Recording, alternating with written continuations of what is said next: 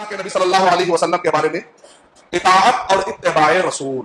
अल्लाह ताला ने कुरान मजीद में इरशाद फरमाया, कुल इन कुंतुम तुहिब्बूनल्लाह फत्तबिऊनी युहब्बुकुमुल्लाह व यगफिर लकुम दुनूबकुम वल्लाहु गफूरुर रहीम कुल अतीउल्लाह व रसूल फइन तवल्लव फइन्नल्लाह ला युहिब्बुल काफिरीन। इताअत का माना है हुक्म देने के बाद मानना, इत्तिबा का माना है हुक्म ना भी दे सिर्फ देखकर मानते चले जाना, यानी कि इताअत से भी आगे मकाम है इत्तिबा का। इताअत में क्या होता है, हुक्म देने के बाद तो खैर मानना ही मानना है, आपको कोई ऑप्शन नहीं है।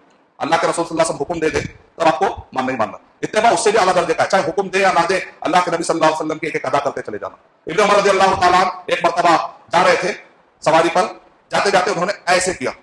लोगों ने कहा कि आप ये क्या, यहाँ पर कोई मक्खी है क्या?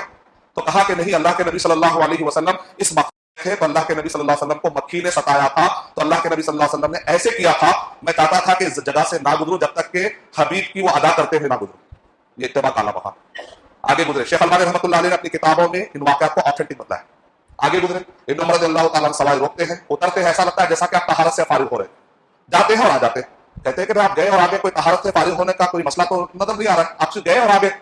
तो कहा कि देखो, मुझे कोई तहारत की फिल वक्त ना हाजत थी ना जरूरत थी, मैं इसलिए उतरा क्योंकि नबी अकरम सल्लल्लाहु अलैहि वसल्लम यहाँ से गुजर रहे थे और अल्लाह के नबी सल्लल्लाहु अलैहि वसल्लम को इस जगह पर हाजत पेश आई थी, तो मैं चाह रहा था कि अल्लाह के नबी सल्लल्लाहु अलैहि वसल्लम के जब मैं इस रास्ते पर निकला हूं तो हर वो अदा करके निकलूं तो अल्लाह के नबी सल्लल्लाहु अलैहि वसल्लम ने अदा की थी। ये ऊंचा मकाम है, जो किए वो कर लेना। लेकिन आज हम क्या कर रहे हैं, जो किए वो नहीं करना है, जो नहीं किए वो करना, ये उल्टा हो गया पूरा।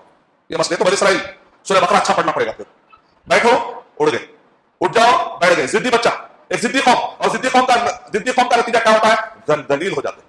अल्लाह ताला उन्हें दलीलों खार कर देते हैं और दुनिया में वो जिसको अल्लाह पसंद नहीं करता वैसे लोग इन पर मुसल्लत हो जाते हैं और फिर ये लोग इनको तकलीफ देते हैं। ये तकलीफ से आप निकल नहीं सकते।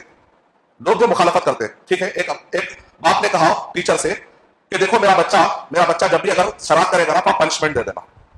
जैसे ही टीचर ने पनिशमेंट दिया और बच्चे ने शरारत करने के बाद जैसे ही टीचर ने पनिशमेंट दिया तो गुस्से में आकर ये बच्चा क्या, मेरा अब्बा तो बड़ा मशहूर है ना, तो टीचर को उसने मार दिया। तो बाद में अब्बा पूछते हैं तुमने टीचर को क्यों मारा? तो कहा कि भाई इन्होंने मुझे मारा था इस वजह से मैंने मारा। तो अब्बा कहेंगे भाई तुम अगर डिसिप्लिन फॉलो कर लेंगे तो टीचर नहीं मारेगा। उसूल ये है असल में, तुम डिसिप्लिन तोड़ोगे उल्टा टीचर को मारोगे। नहीं, तुम असल तरीका तो ये है कि तुम डिसिप्लिन अगर नहीं तोड़ोगे ना तो टीचर तुमको नहीं मारेगा। अल्लाह ताला भी कुरान मजीद अगर आप पढ़ेंगे तो अल्लाह ताला ने कुरान मजीद में जो इरशाद फरमाया, सही अहादीस में जो हमको मिलता है उसका खुलासा अगर आप गौर करके देखेंगे, जब भी तुम शरीयत की मुखालफत करोगे अल्लाह ताला कहीं ना कहीं से तुम्हें मार खिलाएंगे। अब तुम क्या करते हैं, जिहाद के नाम पे इनसे लड़ने निकल जाते। अरे भाई तुम जिहाद के नाम, जिहाद का मिसयूज कर रहे हो, जिहाद के वर्ड का मिसयूज कर रहे हो, गलत बात बोल रहे हो। यहां पर तुम अगर डिसिप्लिन में हो जाते, बिदअत नहीं करते, शिर्क नहीं करते, तो अल्लाह इनसे मार नहीं खिलाता था। तुम कहेंगे नहीं हम बिदअत भी करेंगे, शिर्क भी करेंगे और जिहाद के नाम पर जाकर इनसे भी लड़ेंगे। ये तो तुम उल्टा फलसफा कर दे रहे हो। ये तो कुरान और सही हदीस को तुमने समझा ही नहीं।